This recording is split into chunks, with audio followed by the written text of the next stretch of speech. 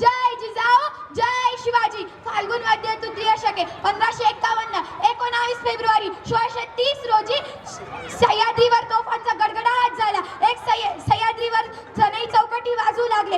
अरे राजा जन्मला, माझा राजा जन्मला. शुभांचा जन्म झाला आणि गेल्या कित्येक वर्षापासून अंधकारात साच पडणाऱ्या महाराष्ट्राच्या भूमीवर एक प्रकाशाचे किरण पसरू लागले. शिवराय जिजाऊंच्या संस्काराखाली हळूहळू वाढू लागले. जिजाऊंनी लहानपणापासूनच शिवरायांना शिकवलं, जर कोणी चुकत असेल ना, जर कोणी चुकत असेल तर त्याला वाट दाखवा. जर कोणी नडत असेल ना भाऊ, तर त्यांना मराठ्यांची जात दाखवा, त्याला मराठ्यांची जात दाखवा. असे संस्कार शिवरायांवर जिजाऊंनी केले होते. पण आज शिवाजी महाराजांचा इतिहास ऐकलं, संभाजी महाराजांचा इतिहास ऐकलं, जिजाऊंचे चरित्र ऐकलं की प्रत्येक आईला असं वाटतं की माझ्या बाळाने शिवाजीच व्हावं, माझ्या बाळाने संभाजीच व्हावं. तर असे ऐकून एक कवी असे म्हणतात की आई म्हणते बाळाला बाळ शिवाजीच व्हायचं असतं.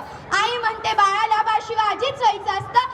सहलीमध्ये जाताना बसच्या मध्यभागी बसायचं असतं. बस पुढून ठोकली काय आणि मागून लोटली काय, आपण आपलं सेफ राहायचं असतं. आणि आई म्हणते बाळाला बाळ शिवाजीच व्हायचं असतं. कोणाच्या आध्यात पडायचं नसतं बरं का, कोणाच्या आध्यात पडायचं नसतं, कोणाच्या मध्यात पडायचं नसतं.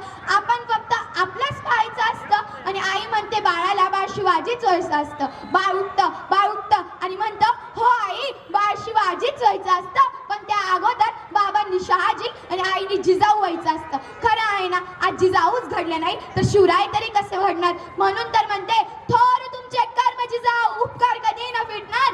थोर तुमचे कर्म जिजाऊ उपकार कधी न फिटणार. चंद्र सूर्य असेपर्यंत नाव तुमचे न मिटणार. मातेकडून मिळालेले संस्कार व स्वराज्य स्थापनेची प्रतिज्ञा घेऊन शिवरायांनी आपल्या मावळ्यांना गुलामगिरीतून मुक्त करण्याचे उद्देश डोळ्यासमोर ठेवले. तानाजी, येसाजी, सूर्याजी, बाजी असे जीवाला जीव देणारे मावळे जमवले. कोणी एकेकाळी शिवरायांच्या त्या भव्य सभेमध्ये एकमेकांचे विचार ऐकून कार्य केले जात असायचे. ते सकाळी जेवत असताना एखादा नेता ज्या पक्षाकडून बोलतो ना, संध्याकाळी त्याच पक्षाकडून बोलेल याची सुद्धा खात्री आहे. किती वाढला हा भ्रष्टाचार, किती वाढला हा जातीभेद. तेव्हा आठवते ते मावळे जे म्हणायचे सकाळी लवकर उठे पळस सुटे तलवार तुटे पण पिछे ना हटे.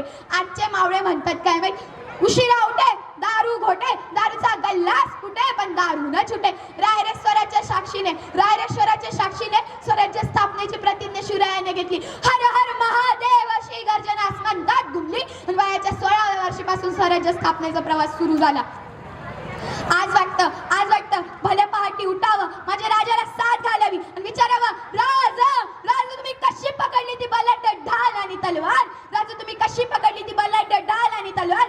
आज आमच्या मावळ्यांच्या हातामध्ये रिकाम्या चहाचं ट्रे सुद्धा लकालते. राजे तुम्ही स्वराज्य वेडे भारवलेले होतात, पण तुमचा आज हा मावळा दोन गर्लफ्रेंड घेऊन फिरतोय आणि पाण्याची ताण बघा कशी बिअरवर भागवतोय.